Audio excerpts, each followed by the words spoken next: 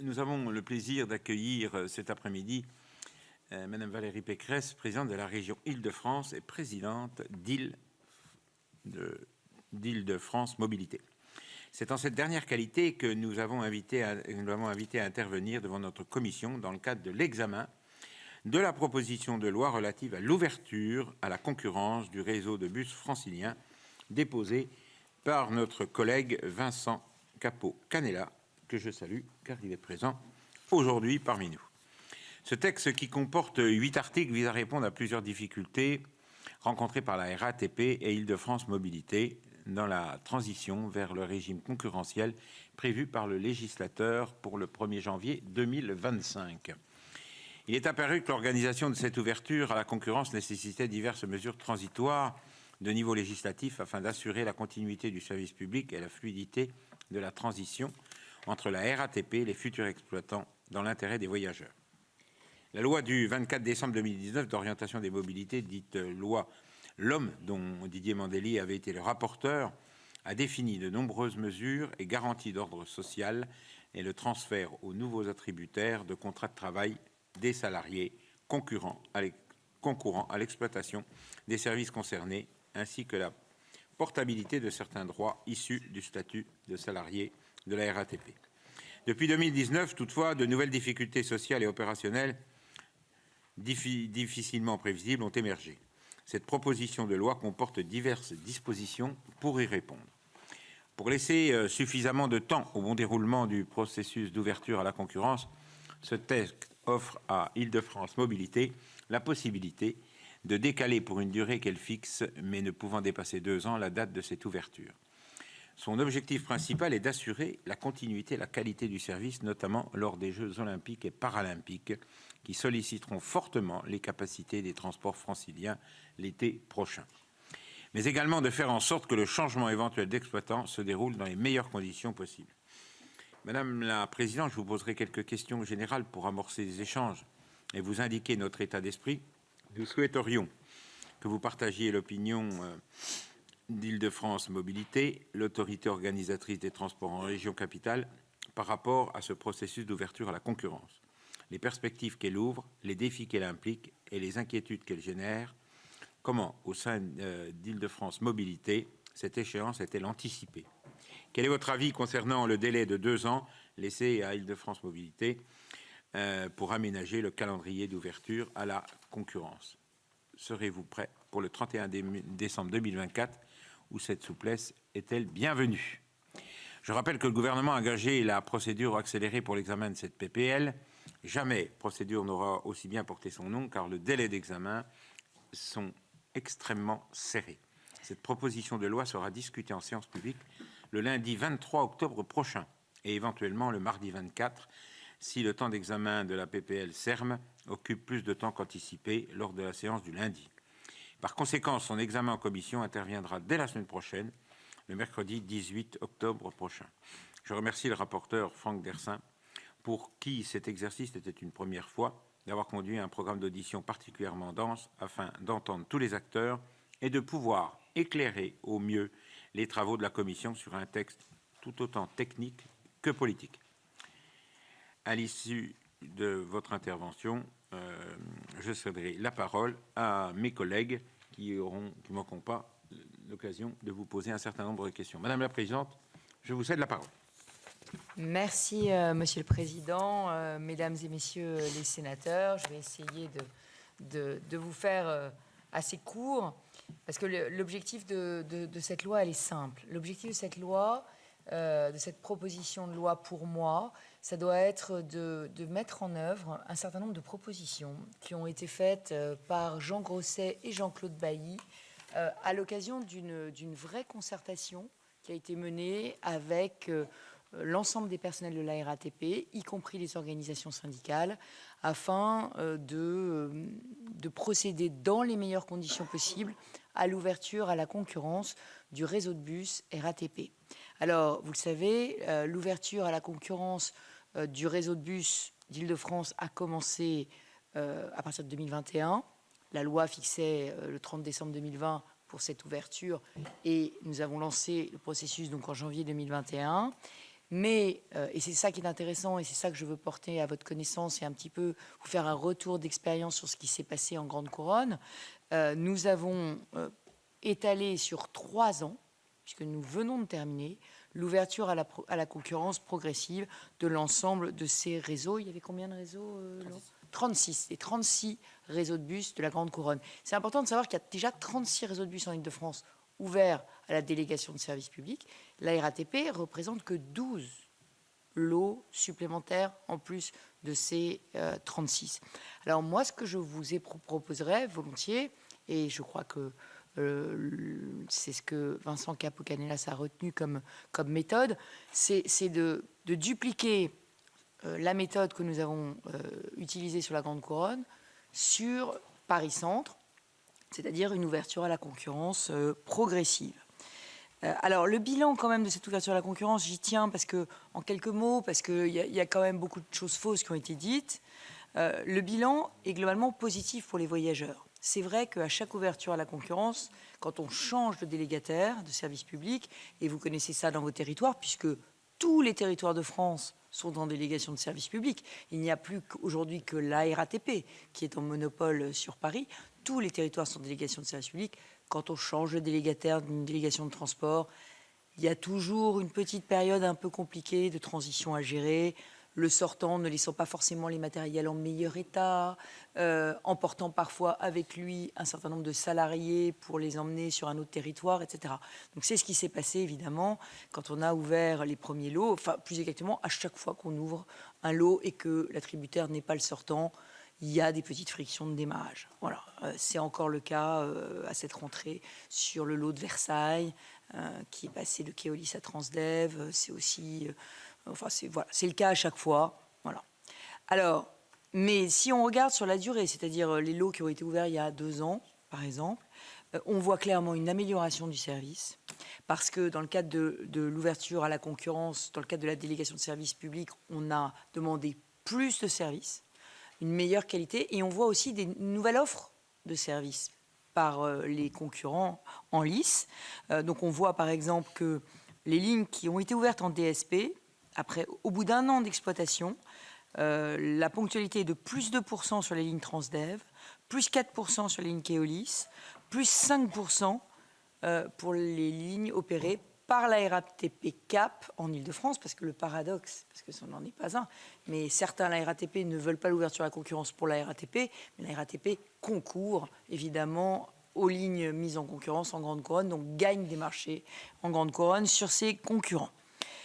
Plus de services, alors quand je dis plus de services, c'est souvent beaucoup sur la sécurité, et puis aussi sur les correspondances avec les trains. Parce que vous savez que le réseau de bus, évidemment, il doit être coordonné avec les trains, et ça, c'est vraiment très important.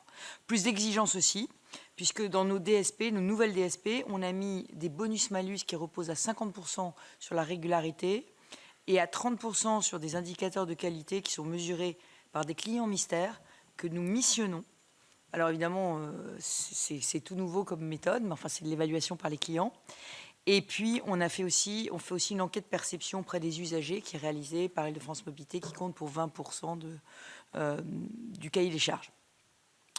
Alors, Bailly-Grosset ont été mandatés quand nous avons vu qu'il y avait des tensions à la RATP, et surtout quand nous avons identifié que peut-être la loi LOM avait été un peu vite en besogne quand elle a fixé un certain nombre de dispositions législatives. D'où la nécessité d'une loi pour organiser dans de bonnes conditions les garanties sociales qui vont être données aux agents de la RATP. Alors, ce que j'ai proposé, ce que je propose au législateur, c'est qu'on garde la même méthode pour l'ouverture à la concurrence du réseau RATP, donc un calendrier échelonné. Le réseau de lignes de bus de Paris et de la Petite Couronne représente un ensemble qui est important, qui est cohérent et qui est massif. C'est 5000 bus. Et donc, chacun des 13 lots représente à peu près l'équivalent, chacun des 13 lots, l'équivalent de la mise en service d'un réseau comme celui de Rennes ou celui de Nantes. Donc, c'est 13 fois Rennes ou 13 fois Nantes. Voilà, à peu près. Le calendrier qu'on a retenu, c'est donc le suivant. Ce serait de commencer à attribuer les contrats après les Jeux Olympiques, donc à l'automne 2024, et jusqu'en octobre 2025. Ça, c'est pour l'attribution des contrats. Mais entre le moment où on attribue le contrat et le moment où on transfère vraiment les actifs, il s'écoule 9 mois à peu près, ou de 9 à 12 mois. Et l'intérêt, c'est que le lauréat, du coup, peut préparer mieux le démarrage du contrat. C'est vraiment les retours d'expérience qu'on a eus, je vous dis, de ces transferts d'opérateurs qui se passaient pas très bien, de ces bus en mauvais état qui étaient légués aux suivants, etc. Je pense qu'avoir 9 à 12 mois pour préparer la mise en œuvre du contrat, c'est bien. Et l'idée d'avoir un processus continu, donc d'ouverture de janvier 2025 à décembre 2026, ça permet d'être dans une logique d'amélioration continue aussi. C'est-à-dire on commence par les lots les plus simples, les plus faciles, pour aller vers les lots les plus complexes. Les 2 lots les plus complexes, c'est Paris. Il n'y a que 2 lots sur les 13 qui sont dans Paris intramuros. Tous les autres sont à l'extérieur de Paris. Voilà. Alors, qu'est-ce que messieurs Grosset et Bailly ont vu comme problème qui nécessite une intervention du législateur? Ils ont vu 3 sujets qui inquiètent les agents et qui méritent qu'on leur donne des avantages sociaux supplémentaires. Alors, ces avantages supplémentaires sociaux pour les agents de la RATP, c'est de limiter leur changement de lieu de travail. En fait, le décret actuel, qui était conforme à la volonté du législateur de l'époque, disait que les 17 000 agents des centres bus, machinistes, mainteneurs, contrôleurs, seraient maintenus sur la même ligne en cas de transfert du réseau à un autre opérateur. En fait, il ne faut pas dire sur la même ligne, il faut dire sur le même dépôt, sur le même site. Voilà, c'est important parce que évidemment la ligne parfois elle est très très longue et donc ça pourrait donner lieu à des transferts, à des déménagements. Ça a inquiété beaucoup les agents. Donc nous, on est tout à fait prêts et tous les opérateurs sont prêts à dire qu'ils sont gardés sur le même dépôt. La vérité, c'est qu'on veut garder les mêmes agents au même endroit. Donc en fait, c'est la logique. Donc limiter les changements de lieu de travail. Deuxièmement, limiter les transferts de personnel en excluant les personnels du siège. C'est-à-dire que la RATP a beaucoup de turnover, un gros taux de départ à la retraite. Donc, elle est d'accord pour absorber les personnels du siège qui gèrent aujourd'hui les réseaux de bus et qu'il n'y ait pas de transfert de ces personnels du siège à la RATP. Ils restent à la RATP, ils seront redéployés dans l'univers RATP. Et en revanche, les opérateurs alternatifs qui gagneraient des réseaux, eux recruteront pour leur siège des personnels dédiés. Donc, on ne transfère pas, on exclut les personnels du siège. Donc, ça fait 700 salariés qui seront transférés en moins, potentiellement, parce que là encore, on part du principe, quand on fait la loi, on part d'un principe maximaliste qui serait que la RATP perdrait tous ses lots. Elle peut être reconduite à 80%, à 90%, à 70%. On ne sait pas du tout à combien de pourcents la RATP va être reconduite. En réalité, il est vraisemblable. On a regardé sur la Grande Couronne, très intéressant, parce qu'il y a eu des changements évidemment d'opérateurs, mais globalement, les équilibres ont été à peu près préservés. Donc, il est possible que la RATP soit reconduite sur de nombreux lots. Mais en tout cas, il y a 700 salariés qui sont concernés au siège par la gestion des réseaux de bus. Ces 700 salariés restent, grâce à cette proposition de loi, au sein de la RATP. Le troisième avantage social supplémentaire, garantie sociale supplémentaire, c'est que Île-de-France Mobilité va récupérer en propre certaines missions stratégiques du réseau de bus. Et ces missions stratégiques, c'est la supervision du trafic, la coordination opérationnelle des opérateurs en cas d'incident pour mieux gérer l'information des voyageurs. Ça veut dire que nous allons récupérer une trentaine d'agents de la RATP qui vont venir chez IDFM, notamment pour gérer l'information voyageurs en service perturbé. Parce qu'évidemment, on a intérêt à concentrer l'information et à la centraliser chez nous. Donc c'est un nouveau métier qui va arriver à Île-de-France Mobilité.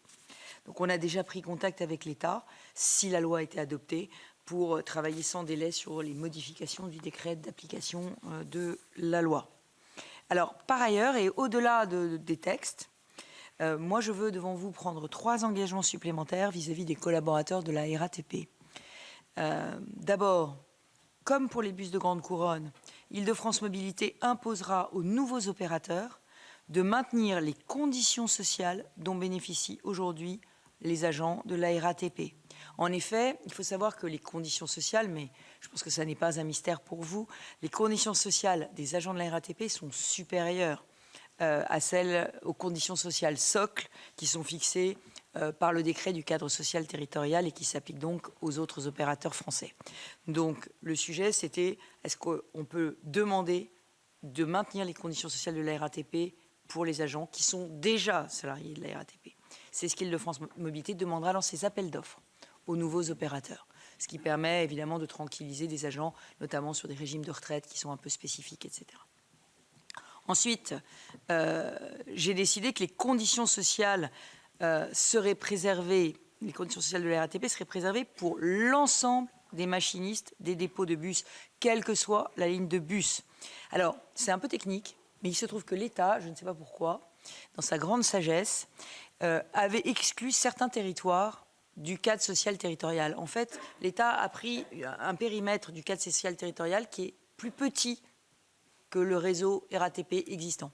Il y a des lignes RATP en dehors du cadre social territorial. Évidemment, les agents qui sont sur ces lignes, qui sont en dehors du cadre social territorial, dont je n'ai pas compris pourquoi ils ne reprenaient pas le tracé des 13 lots RATP. Mais enfin bon, typiquement, des agents qui sont en bordure de la Grande Couronne ne seraient pas concernés par le cadre social territorial. Nous les réintégrons et nous demanderons aux opérateurs qu'ils soient traités comme les agents du cadre social territorial.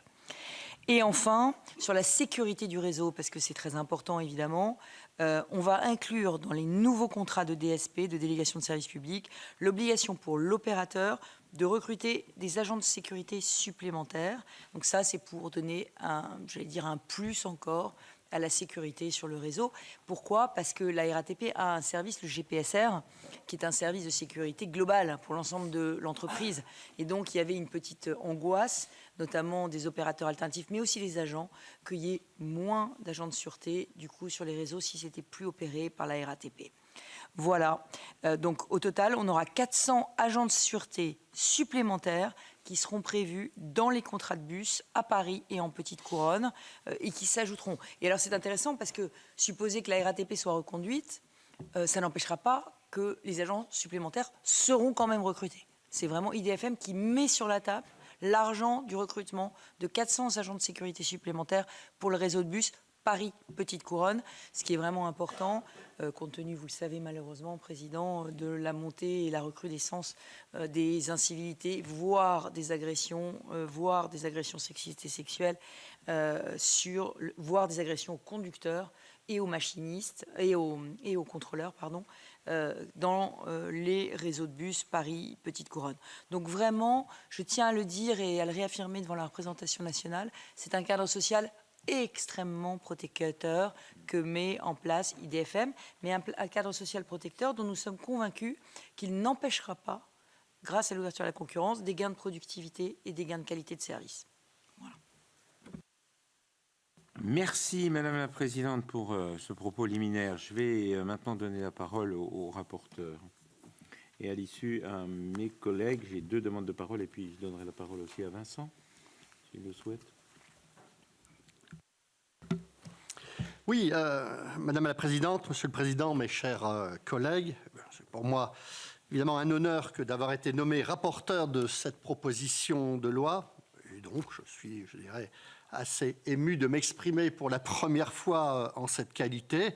Et puis devant vous, Madame Pécresse, ça ne nous rajeunit pas puisqu'on se connaît depuis plus de 25 ans. Oui, effectivement. Bien, donc c'est un exercice dont je mesure pleinement les responsabilités. Et à l'aune des auditions que j'ai conduites, c'est en effet donc vers le rapporteur que convergent donc de nombreux cadeaux d'information et que se cristallisent les positions des acteurs.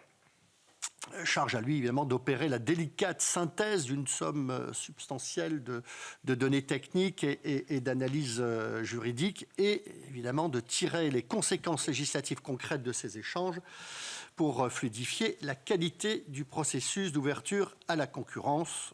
Belle et noble mission, bien évidemment. J'ai déjà requis l'avis et l'analyse donc de la DGITM, de l'ART, du SGAE, d'Optil, des syndicats représentatifs du personnel de la RATP et de la FNOT. Ces échanges m'ont fait prendre conscience tout d'abord de l'ampleur du défi technique, opérationnel et social que constitue donc l'ouverture à la concurrence du réseau de bus francilien de la RATP. Des inquiétudes existent, ça nous le savons tous, les syndicats surtout, s'interrogent sur le bien fondé évidemment de cette ouverture à la concurrence et sur la capacité des nouveaux opérateurs donc à répondre aux attentes sociales fortes des personnels dans un contexte économique évidemment particulier, une fréquentation qui n'a pas retrouvé son niveau d'avant Covid, mais c'est vrai partout en France, y compris dans ma région, des opérateurs de transport qui font face à des difficultés structurelles de recrutement, mais là aussi c'est vrai partout, et les incertitudes de calendrier qui génèrent de l'anxiété professionnelle. Alors, les usagers, quant à eux, espèrent une amélioration de la qualité et de l'offre et du service grâce donc au passage à un marché concurrentiel. Mais évidemment, ils redoutent un peu des bénéfices en demi-teinte. Ces craintes sont bien réelles et il faut évidemment les entendre, dans l'intérêt même des voyageurs et de la continuité du service public que nous avons tous à cœur. Je sais que c'est une conviction forte de l'auteur de cette proposition de loi, notre collègue Vincent Capo-Canellas. C'est aussi ma conviction. Oui, évidemment, à la concurrence qui profite aux usagers, à la qualité de service, non à un processus mal préparé qui n'apporte aucun des bénéfices que l'on peut attendre d'une mise en concurrence.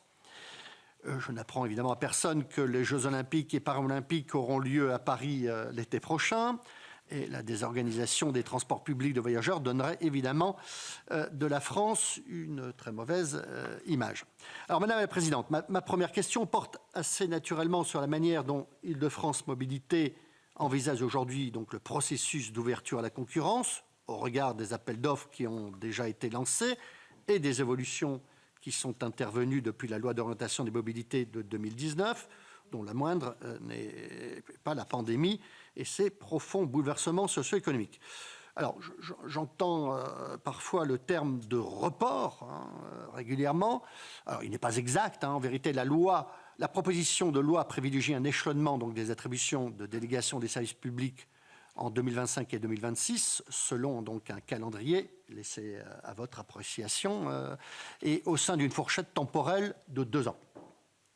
Donc, est-ce là, selon vous, une disposition bienvenue qui permet de mieux séquencer et fluidifier le processus d'ouverture à la concurrence? Pour parler concrètement, l'état du droit, le 1er janvier 2025, verrait donc le transfert simultané de 19 000 salariés, 308 lignes de bus, 4 500 bus vers des nouveaux opérateurs. Île-de-France Mobilités est-il donc préparé, prêt et dimensionné pour faire face à ces transferts massifs en l'espace non seulement d'une seule journée, mais pratiquement d'une seule nuit, si on peut parler comme ça. Alors cela m'amène aussi logiquement à la question donc, des moyens d'Île-de-France Mobilités. C'est le nerf de la guerre, évidemment, mais aussi des transports publics. Les agences de notation indiquent des perspectives négatives pour le profil de crédit d'Île-de-France Mobilités, alors que nous sommes passés en l'espace d'1 an d'une dette publique finançable à des taux négatifs et à des taux qui tangentent aujourd'hui les 4%. Donc, disposez-vous des capacités et des moyens nécessaires pour faire face à la montée en puissance substantielle des charges d'organisation et de supervision du fait du passage d'un opérateur unique à une multiplicité donc de délégataires. Je pense également à la reprise des personnels très qualifiés du CRIF, vous savez, le Centre d'information et de régulation voyageurs, qui emploie environ 350 personnes. C'est peu, mais ils ont une responsabilité énorme, car ils sont en charge du pilotage en temps réel de l'intégralité des lignes de bus, afin d'assurer donc la surveillance du réseau, qui est le réseau le plus dense de France. La régulation du trafic, l'information aux voyageurs, les incidents et bien nombre d'autres choses. Ce seront autant de métiers et de missions nouvelles à exercer. Comment donc Île-de-France Mobilités se prépare-t-il à ces échéances? L'article 2 de la proposition de loi qui élargit les possibilités de recrutement répond-il à ces nouveaux besoins opérationnels et à la spécialisation accrue de l'organigramme d'Île-de-France Mobilités qui en découlera? Je m'interroge également sur les hypothèses et les réflexions qui ont guidé Île-de-France Mobilités dans l'affectation des lignes des centres-bus aux 12 lignes, aux 12 lots ouverts à la concurrence. Quelles ont été, je dirais, les idées directrices pour améliorer le service aux voyageurs, fluidifier les transferts de personnel de l'EPIC et RATP vers les nouveaux opérateurs et rationaliser donc les regroupements de centres-bus en vue de faciliter l'exploitation des lignes. Concernant le choix de retenir l'unité centre-bus pour le transfert des personnels qui limite donc fortement les cas de mobilité géographique, qui sont contraintes, hein, mais qui conduit à des surtransferts dans certains cas et des sous-transferts, évidemment, dans d'autres. Donc, comment Île-de-France Mobilité envisage-t-il la mise en œuvre du volontariat pour les personnels qui souhaitent, par exemple, changer de centre-bus pour rester sur la même ligne de bus? Cette double règle de décision conduit évidemment à des difficultés de gestion des contrats de travail transférés et qui inquiète bien évidemment, ils me l'ont dit, les syndicats que j'ai entendus hier sur le... Voilà. Sur le fondement, si vous voulez, de quels critères également et règles de décision comptez-vous faire, je dirais, droit à ce volontariat? J'ai également une question concernant les bienfaits attendus de cette ouverture à la concurrence. Petite idée, hein, évidemment, je la pratique chez moi. La théorie économique néoclassique postule plusieurs types de bénéfices, de nature donc à stimuler la compétitivité et la productivité des acteurs, élargir l'offre et améliorer la qualité des services, tout en faisant évidemment baisser les prix pour les usagers. Qu'en espère Île-de-France Mobilité au regard notamment de la régularité du trafic, de la qualité des services, de l'information aux voyageurs et évidemment du coût des transports? J'ai l'impression que nous n'allons pas vers une diminution du prix des billets avec l'augmentation du coût d'exploitation du fait même de l'inflation et la nécessaire transition énergétique qui conduit donc à électrifier la flotte avec des bus électriques dont le coût d'acquisition, on le sait, est presque doublé par rapport à celui d'un véhicule thermique. Alors, confirmez-vous cette analyse? Île-de-France Mobilité profitera-t-il de cette ouverture à la concurrence pour rehausser le niveau des pénalités? Mais vous en avez un petit peu parlé tout à l'heure dans vos propos, hein, en cas de non-respect des engagements contractuels des opérateurs, donc vis-à-vis de l'autorité organisatrice.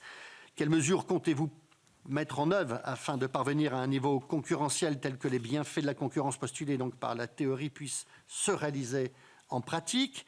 Et concernant la question essentielle des données d'exploitation nécessaires aux futurs concurrents pour répondre aux appels d'offres, disposez-vous bien de la capacité à lever ces barrières à l'entrée de type informationnel? J'aurai enfin une dernière interrogation afin de laisser également le temps à mes collègues de poser leurs questions.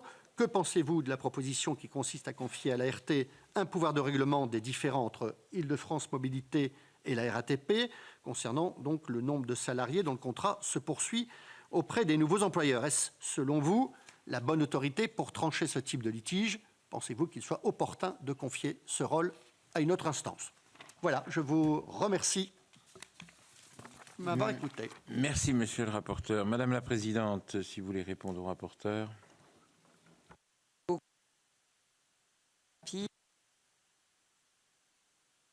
Oui, tous les appels d'offres ont été lancés déjà. Donc oui, on est prêt. Et en réalité, alors je vais vous dire un secret, il n'a jamais été dans notre idée de tout transférer le 1er janvier 2025. Jamais de jamais. Voilà. La loi disait 1er janvier 2025, mais effectivement, ce que vous avez dit est tout à fait juste, 15 000 salariés du jour au lendemain dont le sort peut changer. Là encore, je le dis, c'est avec des guillemets, parce que la vérité, c'est que la RATP peut tout à fait être reconduite sur un grand nombre de ces lots. Mais effectivement... donner les résultats pour tout le monde le même jour, et même pour les opérateurs alternatifs, absorber l'arrivée potentielle de milliers de personnels supplémentaires, ça aurait risqué de conduire à un manque de concurrence.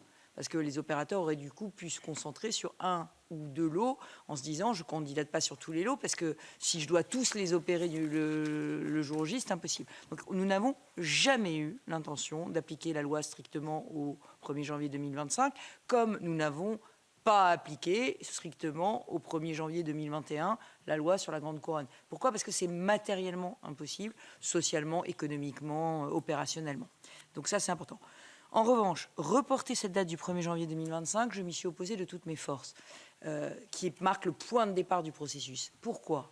Mais tout simplement parce que je vois bien derrière qu'il y a aussi des forces politiques qui ont envie du maintien du monopole de la RATP sur Paris. Je ne crois pas que ce monopole soit une bonne chose sur le long terme. Je pense que la loi européenne nous invite à challenger ce monopole.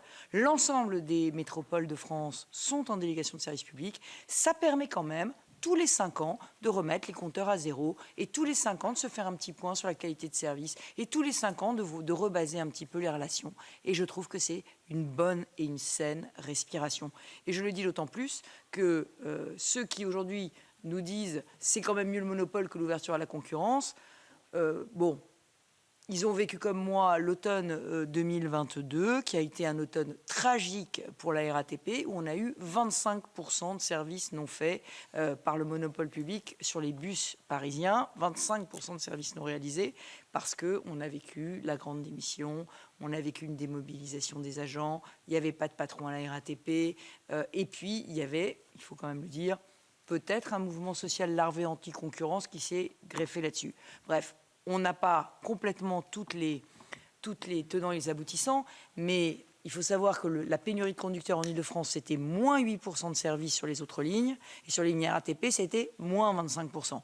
On n'a pas pu vraiment prouver les vertus du monopole, en tout cas au printemps 2022. Ce qui a été plutôt prouvé, c'est que sur les DSP de grande couronne, on arrivait plus rapidement et de manière plus agile à lutter contre la grande démission qu'à la RATP, où il a fallu faire un énorme plan de recrutement, j'allais dire, massif. Donc voilà. Donc l'idée, c'est vraiment de ne pas repousser cette date du 1er janvier 2025, mais évidemment de le faire de manière assez habile, parce que 2026, c'est les municipales, y compris les municipales à Paris. Nous ne voulons pas que l'ouverture à la concurrence soit prise en otage dans le cadre d'une joute politique. 2027, c'est la présidentielle. Donc ce serait quand même bien que tout soit terminé avant, de façon à ce qu'on puisse prouver pour cette présidentielle qu'on est capable de mettre en œuvre la concurrence de manière tranquille et sereine, en dehors de moments qui sont des moments d'hystérisation, on le sait bien, de la vie politique. C'est en tout cas ma thèse. Alors, les perspectives négatives pour les finances d'IDFM, c'est très important que vous en parliez. J'en profite pour lancer un appel au Sénat, puisque bientôt viendra devant vous le projet de loi de finances. Oui, qu'est-ce qui se passe ? Île-de-France Mobilité va se voir transférer, alors ça n'a rien à voir avec les bus, mais va se voir transférer entre 2024 et 2031 la responsabilité d'ouvrir 330 km supplémentaires de lignes de métro. 330 km. Ça veut dire qu'on va doubler le réseau de métro parisien. Je suis à votre disposition pour en parler quand vous voulez, mais on va le doubler. On va transférer, la Société du Grand Paris, à Île-de-France Mobilité, la gestion de 70 nouvelles gares. Alors je vous rassure, si on nous les transfère, c'est parce qu'elles vont être lourdement déficitaires chacune, puisque ces gares ont été conçues comme des gestes architecturaux et non pas comme des centres de profit avec des bureaux ou des centres commerciaux. C'est vraiment des gares. Voilà, avec des architectures extrêmement spectaculaires qui vont être à entretenir très cher. Voilà. Donc évidemment, on les transfère. Je suis devant le Sénat. Le Sénat s'est battu pour qu'on reconnaisse comme inconstitutionnel les transferts de compétences qui ne seraient pas compensés à l'euro près. On en est archi loin. Voilà. Donc le sujet, c'est pour ça qu'il y a des perspectives négatives sur les finances d'IDFM, parce que les agences de notation voient arriver cette charge d'exploitation qui représente 800 millions de plus en 2024, mais qui représentera 2,7 milliards de plus en 2031. Ils voient cet argent et ils se disent, mais où est-ce qu'IDFM va le trouver ? Par ailleurs, ils ont bien entendu le président de la République dire qu'il voulait un pass-rail à 49 €. Et comme ils voient que le pass Navigo d'Île-de-France Mobilité est déjà 84 €, ils se disent comment ils vont financer tout ça. Alors là aussi, vous me parlez de la baisse des prix des tickets. Moi j'adore, il y a des journalistes qui disent Valérie Pécresse est contre la baisse des prix. Mais qui est contre la baisse des prix dans ce pays ? Quel homme ou quelle femme politique est contre la baisse des prix ? On est tous pour. Si on pouvait tous tout faire gratuitement, on le ferait. Si on dit qu'on ne le fait pas, c'est juste parce qu'on est des hommes et des femmes responsables et qu'on sait bien que tout a un prix et qu'il y a bien quelqu'un qui paye à la fin. Donc évidemment, comme tous les Français, j'adorerais que le pass Navigo en Ile-de-France soit à 49 €. Mais alors là, pour le coup, si on le faisait à 49 €, c'est 1,8 milliard qu'il faudrait trouver l'année prochaine. Pas 800 millions. 1,8 milliard de recettes fiscales supplémentaires. Si le Sénat est prêt à nous les voter, mais à un moment, il faut me dire qui va les payer, ce 1,8 milliard. Parce que moi, j'ai fait des propositions, on fait payer les touristes les hôteliers râlent. J'ai des propositions où on augmente le versement mobilité, puisqu'il s'appelle versement mobilité. C'est donc bien une redevance pour service rendu par la mobilité francilienne. J'ai les entreprises qui râlent. Les usagers ne veulent pas qu'on augmente le pass Navigo. Et les collectivités, alors, je dois les saluer aujourd'hui, parce que je viens d'obtenir aujourd'hui l'accord des 6 départements d'Île-de-France, y compris la Seine-Saint-Denis, c'est-à-dire les 5 qui sont de sensibilité de droite, plus la Seine-Saint-Denis, pour augmenter leur contribution, alors qu'ils n'ont plus de DMTO. Ils vont augmenter leur contribution à Île-de-France Mobilité à inflation plus 2% pendant 5 ans, chaque année pendant 5 ans. Inflation plus 2% par esprit de responsabilité pour modérer les hausses de tarifs. Donc, et la région, évidemment, aussi montrera l'exemple et sera à inflation plus 1. Je n'ai qu'un vote négatif de la ville de Paris, mais bon, ça... Malheureusement, la ville de Paris n'est pas majoritaire à Île-de-France Mobilité, donc elle payera aussi inflation plus 2, c'est une dépense obligatoire. Donc les collectivités locales sont mobilisées, tout le monde est mobilisé. Mais monsieur le rapporteur, malheureusement, je suis au regret de vous dire la vérité toute nue, c'est-à-dire que quand on ouvre 330 km de lignes, qu'on a besoin, effectivement, vous l'avez dit, de faire la transition écologique du matériel roulant, qu'on a besoin d'investir, qu'on a besoin que les Franciliens ne prennent plus leur voiture, on doit leur donner une qualité de transport qui se paye. Voilà.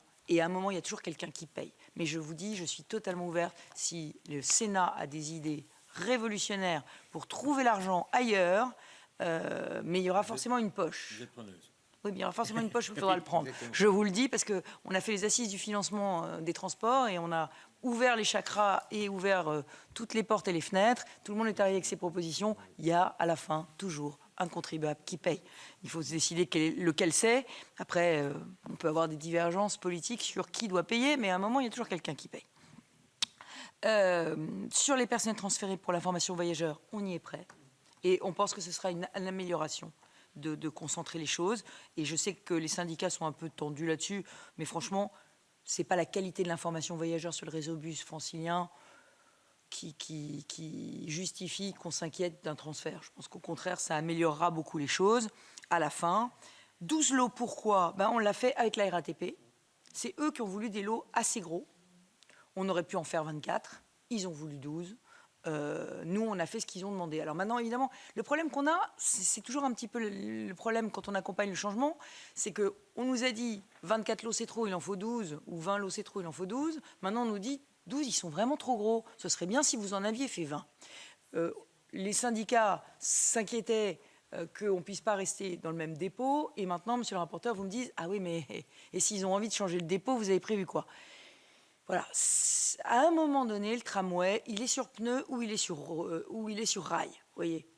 Bon, alors on débat, on concerte, on se demande si c'est sur roue ou si c'est sur rail, mais à un moment, on décide. Et la difficulté de gérer une grande collectivité, mais je sais qu'un certain nombre d'entre vous l'ont déjà connu, c'est qu'à un moment donné, il faut décider, c'est ou blanc ou c'est noir, ça ne peut pas être au milieu. Et donc, voilà, on a décidé que c'était le dépôt. Évidemment, ça n'empêche absolument pas des salariés qui voudraient changer de dépôt de changer de dépôt. Il suffit qu'ils en fassent la demande. Et je pense que les opérateurs auront évidemment la souplesse qui va bien. S'il y a quelque chose à améliorer là-dessus, je peux aussi les réunir pour leur en parler et leur dire les choses. Mais je pense que c'est plus protecteur d'être sûr qu'on peut garder son dépôt et puis après de proposer des possibilités de mobilité volontaire. Peut-être un petit sujet, c'est est-ce que, monsieur le rapporteur, vous n'auriez pas intérêt à rencontrer Bailly et Grosset pour qu'ils vous racontent aussi quelle a été leur méthode de travail ? Parce qu'elle a vraiment été tout à fait respectueuse du dialogue social et tout à fait inédite. C'est avec Bailly et Grosset aussi qu'on avait rédigé le cahier des exigences sociales d'Île-de-France Mobilité. Je crois qu'il est unique en Europe.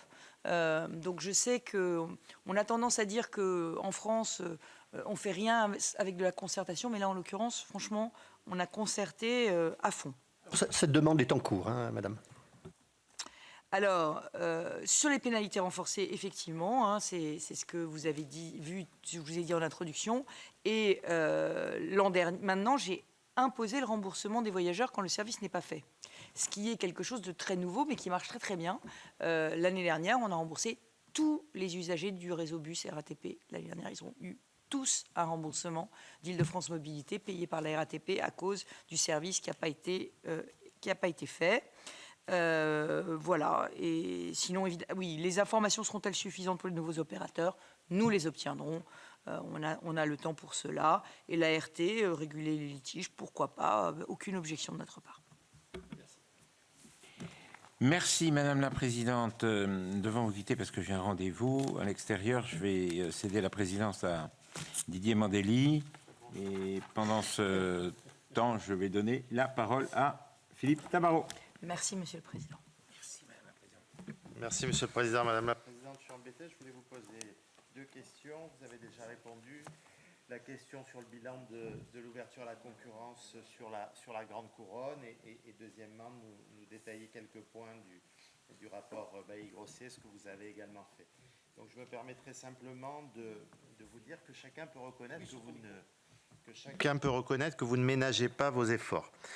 Vous avez trouvé, ou plutôt arraché peut-être, un accord historique au gouvernement sur le financement d'IDFN après des années de silence du gouvernement, de non-respect d'une parole donnée d'un certain Édouard Philippe et également, je le dis, l'opposition, semble-t-il, d'après le Figaro, d'un certain Bruno Le Maire. Ensuite, vous vous battez pour les usagers, pour améliorer l'offre et la qualité du service de l'un des plus gros réseaux de transport d'Europe, vous l'avez dit également, qui prend plusieurs millions de passagers quotidiennement et qui, vous l'avez dit, va doubler de taille d'ici 2030. J'entends mes collègues de province qui sollicitent bien sûr des financements et ils ont tout à fait le droit de le faire, et notamment ceux qui dans le futur vont mettre en place des SERM.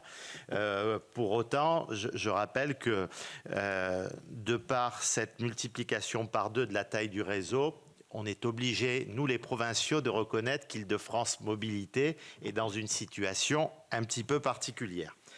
Et puis troisièmement, moi je suis ravi de cette PPL. Je félicite son auteur, mon collègue et ami Capot.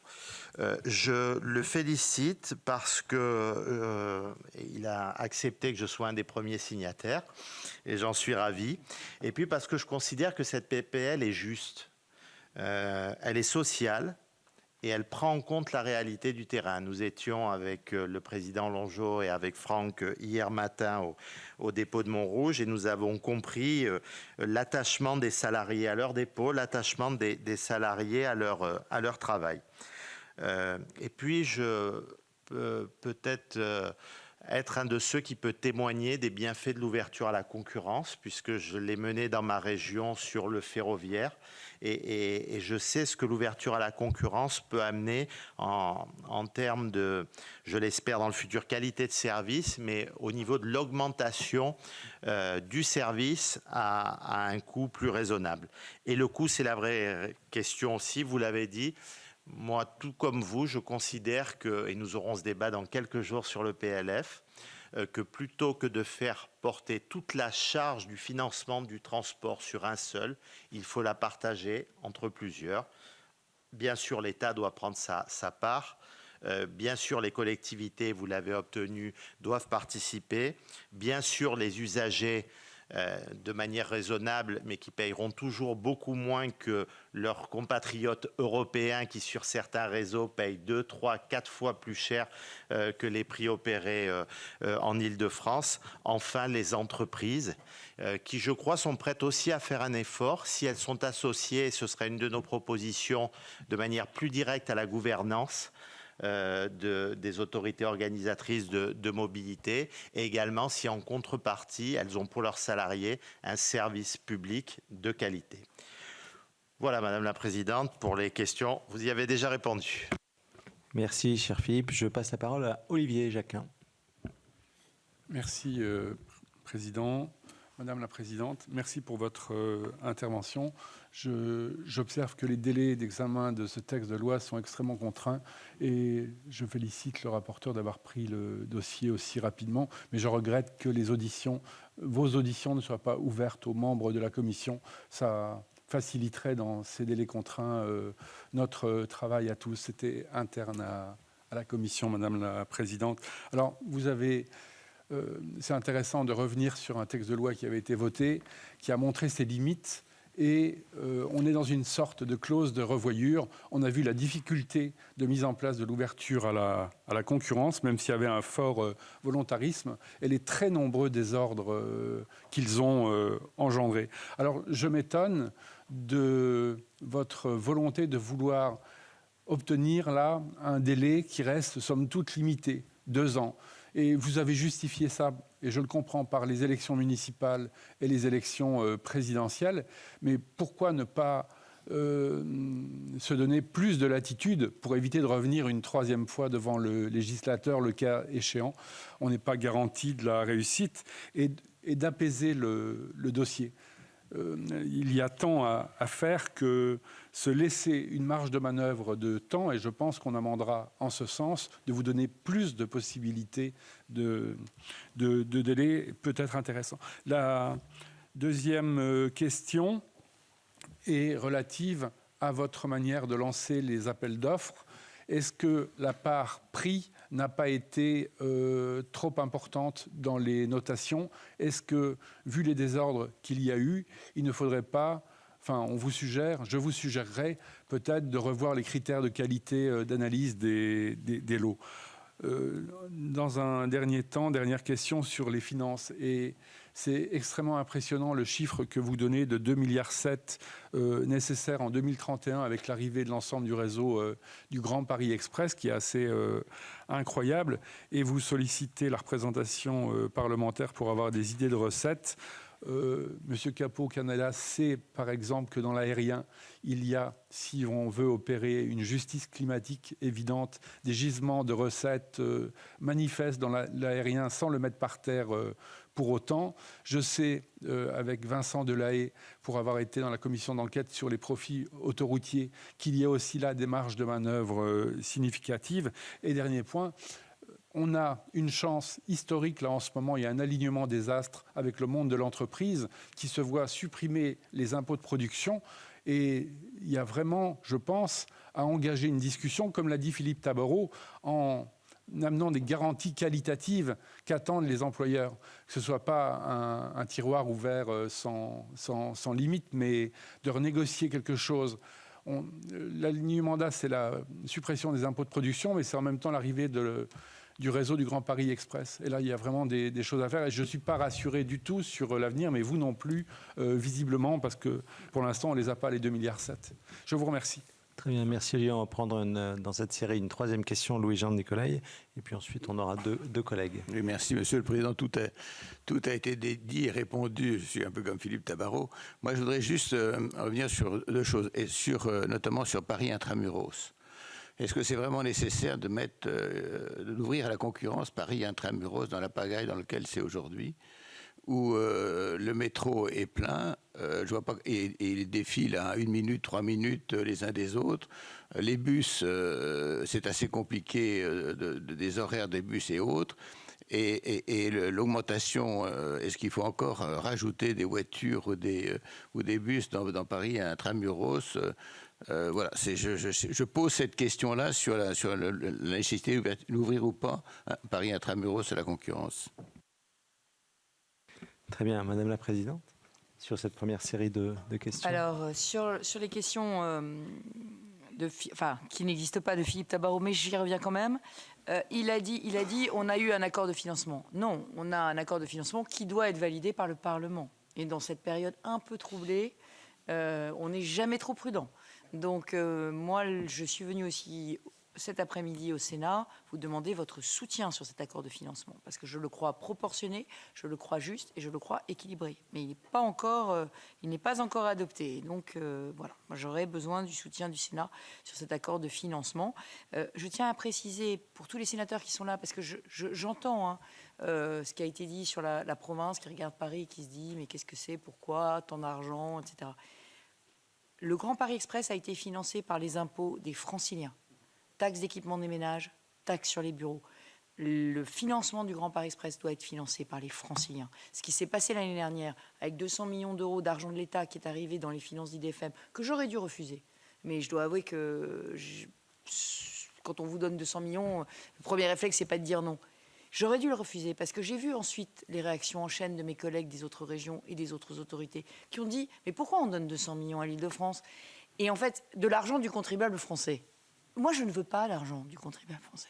Je veux que l'Île-de-France, le contribuable francilien paye pour l'Île-de-France. Je veux que les gens qui profitent des transports franciliens payent pour l'Île-de-France. Je ne veux pas qu'on mette à contribution les autres régions. Et c'est ça qui est intéressant dans l'accord de financement qu'on vous propose. C'est que c'est nous qui payerons pour nous-mêmes.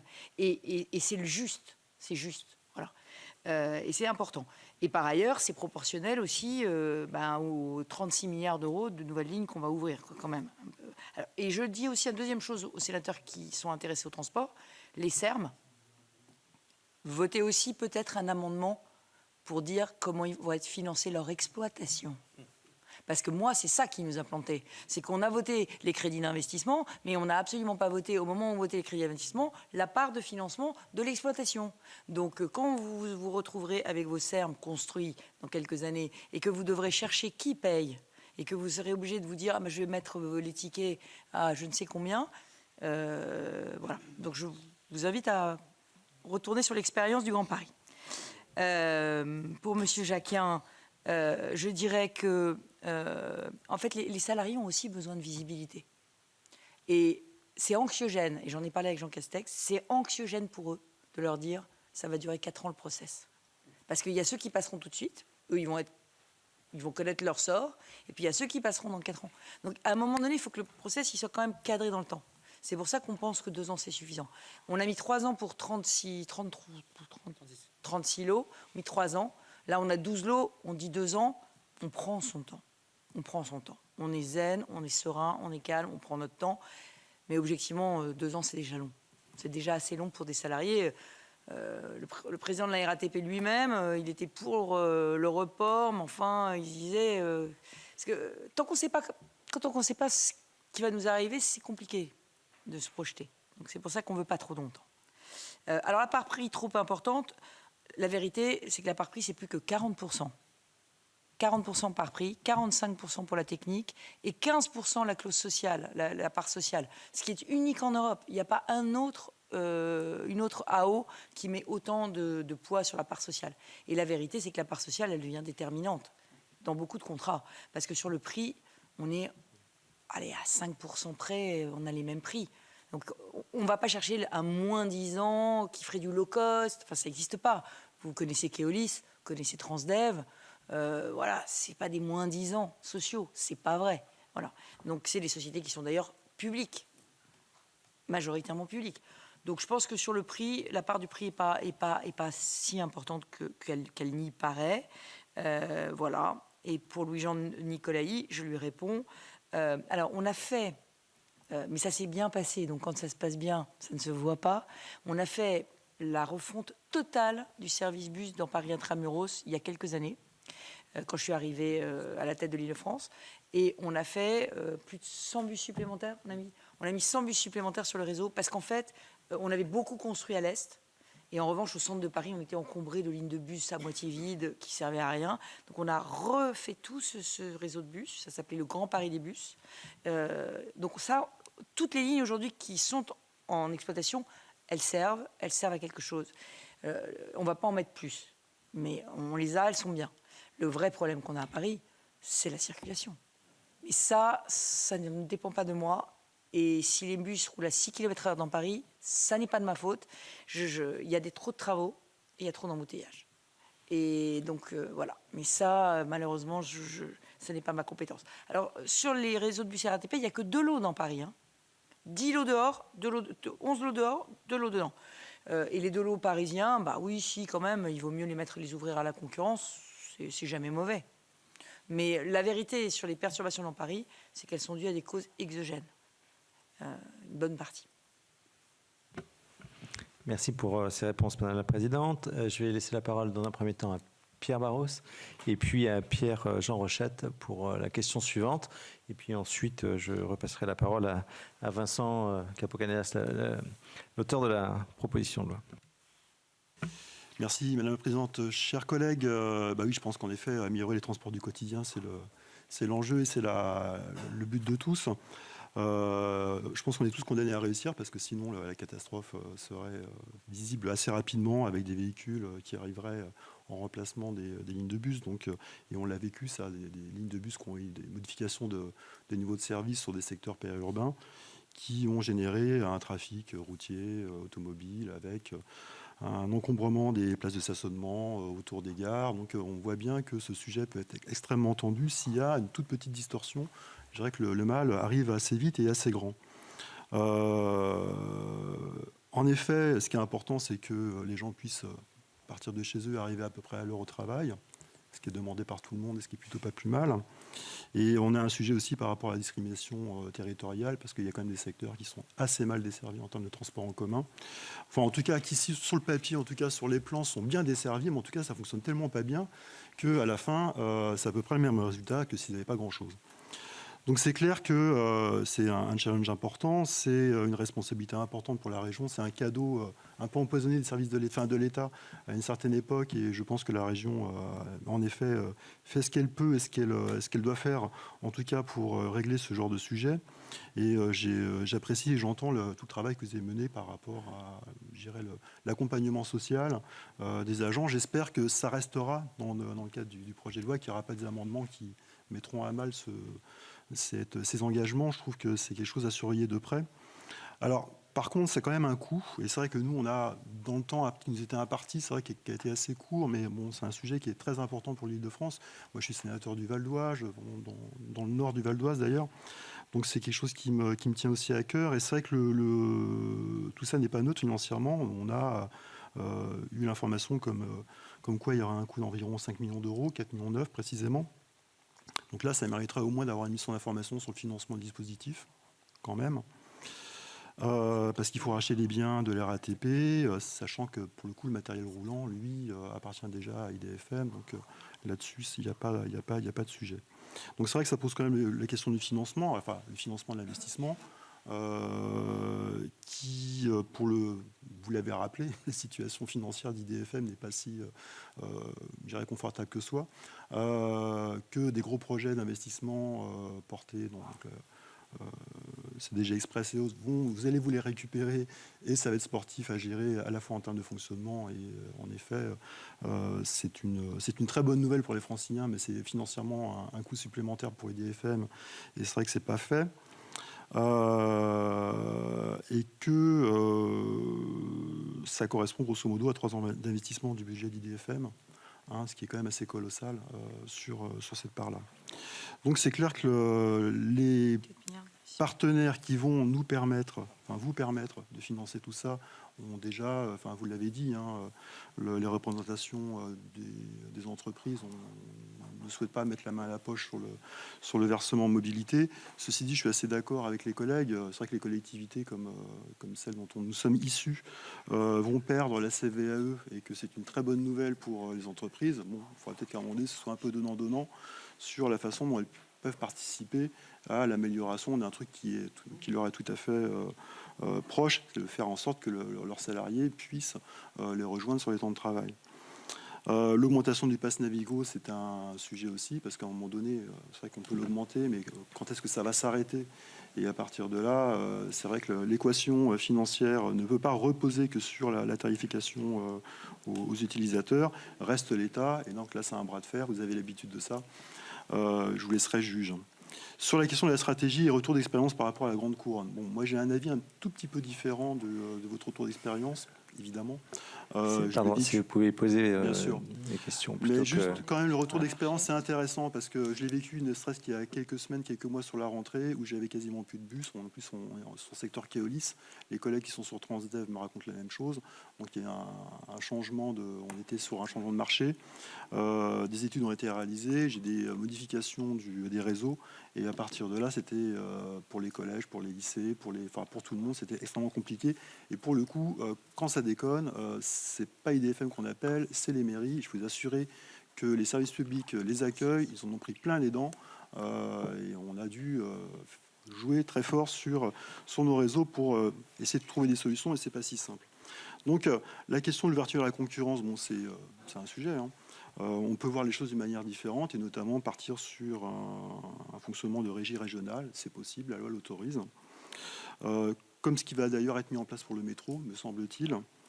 Je pense que M. Castex, que vous allez auditionner demain matin, va peut-être vous évoquer le sujet. La régie est conforme au droit, la RATP, pour le coup, pourrait se recentrer sur les sujets d'Île-de-France plutôt que de perdre son temps à l'étranger sur des sujets qui sont. Je suis désolé, j'ai obligé de passer à la question suivante. Ouais. Voilà.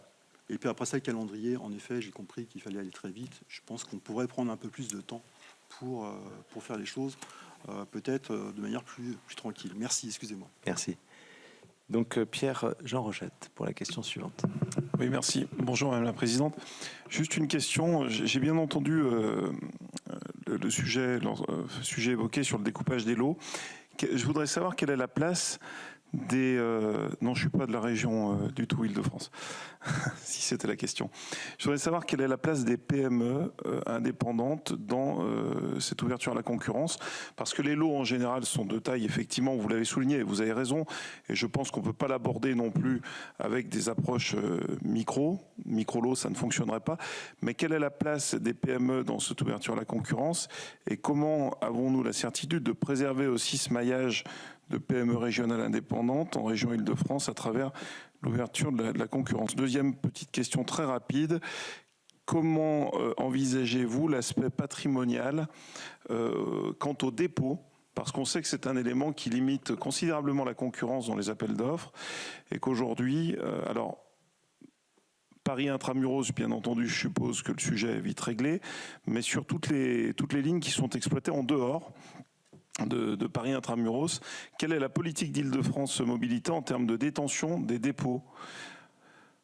Aujourd'hui, il n'y a pas de concurrence possible sur des zones aussi denses que la région Île-de-France s'il n'y a pas de mise à disposition des dépôts. Merci. Voilà, je vais laisser la parole donc à l'auteur de la proposition de loi, Vincent. Merci Monsieur le Président. Quelques mots d'abord pour vous remercier de m'accueillir. C'est une habitude sur les sujets qui concernent les transports et qui ont un contenu social important. C'était le cas sur les contrôleurs du ciel il y a quelques semaines, proposition de loi qui avance à l'Assemblée. Je reviens toujours devant vous avec plaisir. Quelques mots. La Présidente a dit beaucoup de choses. D'abord, ce qui n'est pas dans la proposition de loi. La partie financement d'Île-de-France Mobilité, elle viendra au stade du PLF. Donc, on aborde la question, mais ce n'est pas dans la proposition de loi. Premier point. Deuxième point, il y a un triptyque, si je puis le résumer ainsi. D'abord, un temps nécessaire pour réussir cette ouverture à la concurrence. Deuxièmement, un sac à dos social, qui est aussi nécessaire. Et troisièmement, une volonté forte de réussir cette ouverture pour les passagers, mais aussi avec les salariés et au bénéfice des territoires et de la mobilité. C'est ça la démarche. Okay. Vous aviez travaillé beaucoup sur la LOM à l'époque, dans cette commission et au Sénat, on a tous travaillé là-dessus, mais on ne pouvait pas anticiper toutes les difficultés. La Présidente a rappelé les acquis du travail qu'a mené IDFM et de l'expérience qui a déjà été menée concrètement. Okay. Et donc on voit bien qu'il y avait un certain nombre de points de réglage qui ont pu être approchés par IDFM. Quand on parle quand même de la densité du réseau, la Présidente faisait référence à Rennes, par exemple, ou Nantes. Il n'y a pas d'exemple, je crois, comme ça, quand même, de sujets majeurs et qu'on avait prévus en une fois. Hein, c'était quand même ça, le texte de loi à l'époque. Bon, voilà, donc un temps nécessaire, vous l'avez rappelé, sur le nombre de salariés, le nombre de dépôts de bus, le nombre de points d'arrêt. Enfin, on parle de quelque chose, ne serait-ce que 1300 points d'arrêt, plus de 4800 bus, c'est pas rien. Avec tout le système d'info qui était RATP, qui doit basculer pour partie chez IDFM. Il faudra intégrer les nouveaux exploitants. La billettique, l'information des voyageurs. Enfin, il y a plein de sujets concrets qu'il faut arriver à traiter. Quelques points juste sur les aspects sociaux. Le rapporteur que je salue et que je remercie d'avoir pris ça au vol, ainsi que Philippe Tabarot, avec qui j'ai beaucoup travaillé, qui est mon premier co-signataire là-dessus, qui connaît excellemment bien ces sujets. Il n'y a qu'un défaut par rapport à moi, c'est que lui n'est pas francilien. Donc voilà, c'est pour ça que c'est moi qui suis le premier de cordée, si j'ose dire, parce que c'est quand même un sujet très francilien. Mais la notion de dépôt, de centre-bus, pour les machinistes, pour les conducteurs, elle est majeure.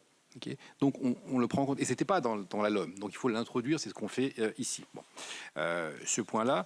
Et enfin, ce sont des métiers exigeants. Être machiniste, c'est aussi travailler le week-end, c'est travailler la nuit, c'est travailler tôt, Donc il faut prendre en compte ça. Quand la présidente dit que les questions de déplacement, les questions de domicile, pour eux, ce sont des questions majeures, c'est vrai. Bon. Enfin, assurer la continuité du service, c'est quand même la base pour nous. Et on voit bien que si on ne change pas les dispositions législatives, on aura du mal, ne serait-ce qu'à assurer la continuité du service. Et enfin, je terminerai là-dessus, on a besoin de machinistes. Et on voit bien dans la période récente, la présidente l'a très bien rappelé, que malgré tous les efforts qui sont faits, ça reste un enjeu. La RATP me disait que le plan porte, le plan de recrutement, okay, mais on voit bien que l'attention que nous donnons, elle est nécessaire. Et pour tout dire, je pense que ce que nous faisons, et ce que nous allons essayer de faire ensemble, c'est de clarifier un certain nombre de points qui seront utiles à tous, y compris d'ailleurs aux exploitants. Parce que les exploitants, quels qu'ils soient, d'abord IDFM en a besoin, okay, nous avons tous besoin d'éviter les aléas, mais les exploitants aussi et les candidats n'ont pas envie qu'il y ait des aléas. Il n'y a rien de pire dans un contrat. Donc, on essaye de manière pragmatique de retisser un certain nombre de points pour permettre que tout ça réussisse pour les bénéfices de tous. Merci beaucoup Vincent. Madame la Présidente. Merci Monsieur le Président. Alors, d'ores et déjà, je vous demande de bien vouloir m'excuser parce que je vais filer comme une voleuse. C'est qu'à moins le quart, je suis attendue dans le bureau du Président du Sénat. Avec beaucoup de respect. Mais je voudrais dire vraiment que... Alors, je voudrais répondre à Pierre Barros, lui dire qu'effectivement, il y a 5 milliards d'euros de transferts de biens qui arriveront dans l'escarcelle d'IDFM à l'issue de l'ouverture à la concurrence. Pourquoi? Parce qu'en fait, avant, on achetait les matériels roulants, mais c'est nous qui les payions, hein. De toutes les façons, on les paye. On les achetait et ils partaient dans les dépôts de la RATP. Là, aujourd'hui, on va racheter tous ceux qu'on n'avait pas déjà achetés. On va les racheter. Donc, effectivement, il y a un coût. Mais ce coût, en fait, de toute façon, on l'aurait payé. D'une manière ou d'une autre, on l'aurait payé. Parce que c'est nous qui achetons les matériels roulants. Donc, en fait, c'est un faux coût. Pardon. Hein. C'est un peu une agitation des syndicats pour dire ça va coûter de l'argent l'ouverture à la concurrence. En fait, non, parce que la loi a changé. Nous sommes désormais propriétaires du matériel roulant. Tous les bus, c'est nous qui les achetons.